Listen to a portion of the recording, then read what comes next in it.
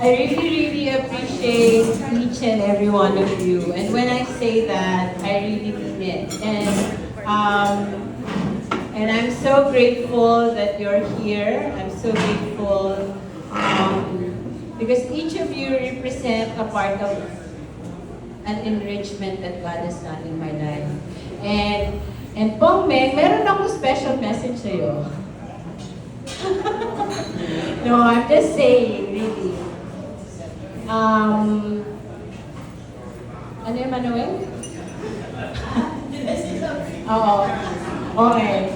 Hindi, but really, I was, muntik lang hindi matuloy. Actually, my family sprang this on me. Kasi, na-jam ko that we had to come home because of my mom's birthday. Passing.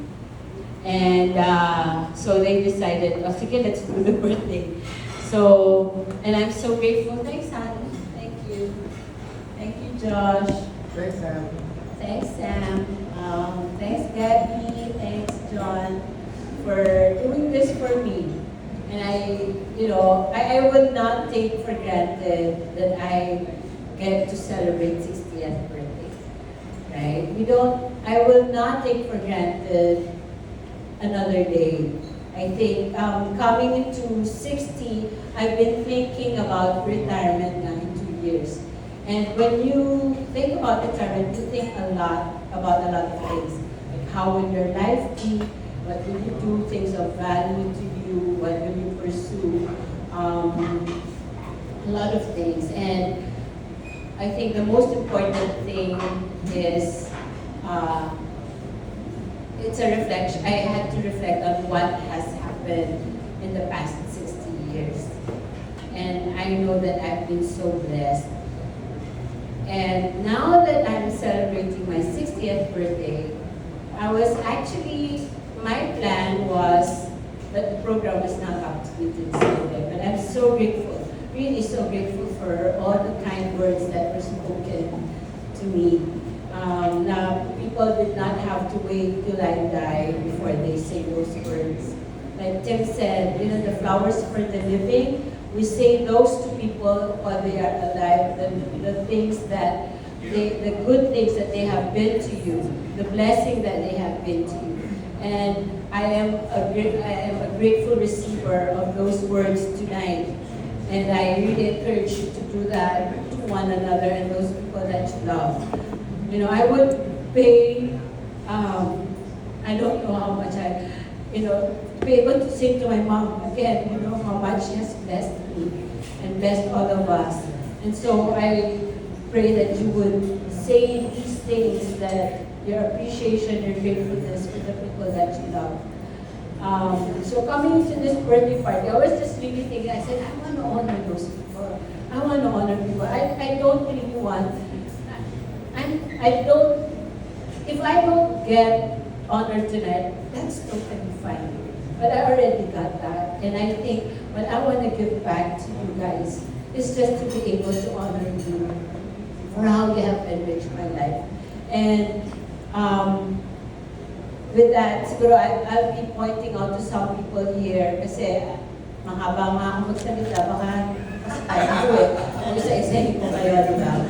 But please allow me a few more minutes of your time, of your kind attention. So first, I'd like to thank my sister Cherry and my sister Winnie, kasi really they took care of me when Papang and Mamang went on exile to the US. Sila talaga they had to worry about me. I was out partying every weekend talaga. As in, I had a party every weekend. Mga kasama ko yun, mga taga-UP na yun. Yan, si May, si Meng, si Buboy, yan, mga barkada namin. We were always out every weekend. And now that, when Sam became a teenager, I just realized how difficult it must have been for you. And so, thank God, I came out of that, hopefully not escaped too much. But God's grace has been sufficient, and He covered me. I'd like to thank my brothers, si Reggie, si Vic, si Manong Ed, Manong Vito's not here. So God gave me brothers who are much gentler than my sisters. Para silang ako, nagpapagalit. We are my mom is, they call my mom La Tigreta, called Las Hijas Tigretas. Yeah. But our brothers are more gentle-mannered than we are. But they are very generous and self-giving. Growing up, I really experienced the protection and the love of my brothers. They really doted on me. So when Manang Winnie said na si Tina still behaves like she's a bunso, I really do. Kasi sobrang inaalagaan ako ng mga kapatid ko. And my brothers, when I was growing up, because our parents were in the States, lalo na si Manong Vic, pag may kailangan ako sa school, ibibigay na niya yung last money niya para na, sige, get what you need. Ganun. So, thank you. Love you. So I'd like to thank Cherry because Cherry took care of my mom. 24 hours talaga. Even though she had a caregiver, Cherry would make sure that the caregiver was doing what she should be doing. And Mamang's life was prolonged and she was comfortable because of Cherry. And I thank you and your children for just loving Mamang in your last days. And Sister Paul, our adopted sister, thank you for being support to Manang Che and caring for Mamang and for everyone who gets sick in the family. Thank you so much. I'd like to thank Uncle Rudy and Auntie Violi. So this Uncle Rudy and Auntie Violi are my mom's youngest brother and sister-in-law. And I'd just like to thank them for being here and for also, when I was a little girl, they also doted on me. I was kind of being doted by a lot of people when I was young. I don't know why, but thank God for that. That's just God's grace. I'd like to thank Tina, who is a daughter to me, and just being so gracious all the time and loving. When I see her in New York, she would embrace me and parang kang sinasalubong lagi ng anak ko. Ganun. Thank you, Karen, for your friendship and your just being such a gracious presence and friend. I'd like to thank None and Eleanor. You guys, grabe. Best dentist in the Philippines. Arnold Rivera. Yes, truly, one of the best. Galing. And also, Eleanor, who is actually Tim's aunt, right? Eleanor Bakuman, who is comes from the famous Bakuman family of lawyers, Dean of UP Law. Thank you for your friendship, the badminton nights, and the many free dental appointments and free legal advice. But most importantly, your friendship, talaga. Grabe kayo. To the UP Timan friends, UP High friends, Randy, Alampay and Gina Alampay, yung mga barkada, and Ariel, of course. Ariel, for the fun that you bring to New York whenever you come. The fun and the danger that you bring with you is always exciting.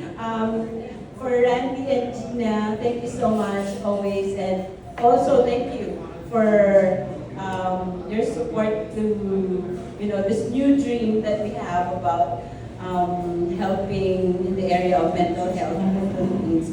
So Gina just received an award, a presidential award in the area of psychology or mental health. Yeah, and Randy was the Dean of Tourism in UP. Oh, he declined that? Okay. Yeah, so thank you. Of course, Buboy Sarte, who's not listening.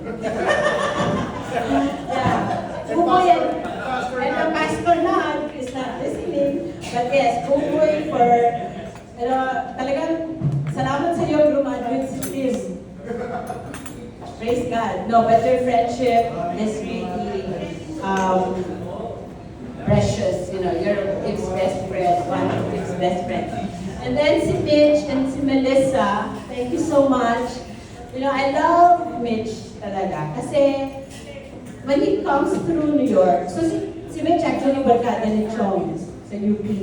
And that's why he calls me Tita Tina, not for, I think, not naman for respect, but really just because Chong called me Tita, so he called me Tita. But Mitch, whenever, even when we were in the Philippines, he remembers my birthday. Every birthday yan. Sila ni Charlie would greet me. Tita. Even Susan, your sister, who lives in the States, would greet me happy birthday. And even now, dati nagpapadala pa ng card ng music by card. But whenever he comes to New York, he doesn't pass through New York without saying hello. And he's really a very busy person. Assistant Secretary of Natural Resources? Yeah. So, when he comes to New York, even if he has just one night, he makes sure that we get to see him. So I really appreciate that. To May, my friend, so sad na wala si Tina at si Pai because we were May ginapay yung aming friendship. So May has been a friend through the most adventurous time of my college life. Yung time na pakapalan ng kilay noong 1980s. Yeah, so thank you, May, for your friendship all these years. And then, my Balaes, I love you. This Montes, we're so blessed, talaga, kami ni Tim, we're so blessed that we have Balaes who are our friends. Talaga, we truly love and like our in-laws, even the Samsis. And thank you and your sweet and loving family. Thank you for loving our son like your own. Thank you for making him, Krisha and Diego and Juan Luis, thank you for making him your kuya. I know he can be asungit sometimes. No, he's not asungit. Sometimes though. No, but I know that you love my son and I thank you so much. And to Cheryl over there in the back. So this is one of the most generous person you would ever meet here on earth.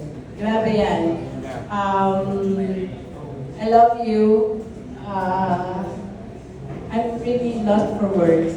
But yes, thank you for always being there when I call you. When I don't know, when I'm really sad in New York, you're the one I call. Thank you for your love. Thanks to Joel and Lynette, like I said, idol namin kayo pagdating sa marriage. Wow. Sweeter. Alam mo na yun, di ba? Di ba, Tim? Yeah. Kasi yung lubricant, papalalamog ko na lang. Very honest yan si Lynette. Transparent.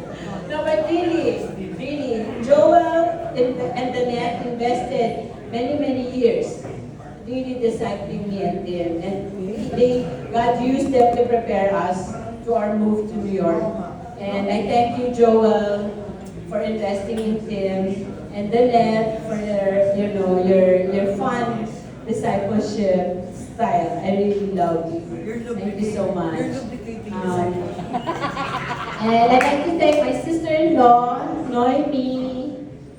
Thank you for empowering our brother-in-law Nugget. Ngayon, pastor na. Praise the Lord. No, but also Noemi is such a blessing to our family because she is really very sweet and parang wala kang hahanapin from a sister-in-law when it comes to Noemi. She's very giving and loving. And I wish your parents were here, si Bim at saka si Mench, because Bim and Mench naman, our first 5 years of marriage, I don't know if you know this, but Tim and I had the best arrangement for a young couple who had no money, pregnant, and no job, no money. But we ended up with a whole house with 2 cars and 2 maids, Wow. well trained. And basically, parang kaming may babahayan lang. Because Jim and Benji were so generous. They migrated to the States, but they let us live in their house with the 2 maids who were already trained to take care of our children. You know, so we will be forever grateful to your parents, and thank you also to you guys for just being loving cousins to my children. So thank you so much. Maraming salamat sa inyong lahat. Thank you, and Willie and Beth, thank you so much for your friendship. Sila yung mga neighbors namin sa Tierra Pura Child and Friend of Tim. And they are also our kumare and kumpate.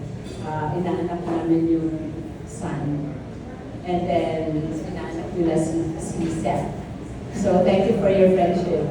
So, thank you everyone. You have all enriched my life. Thank you.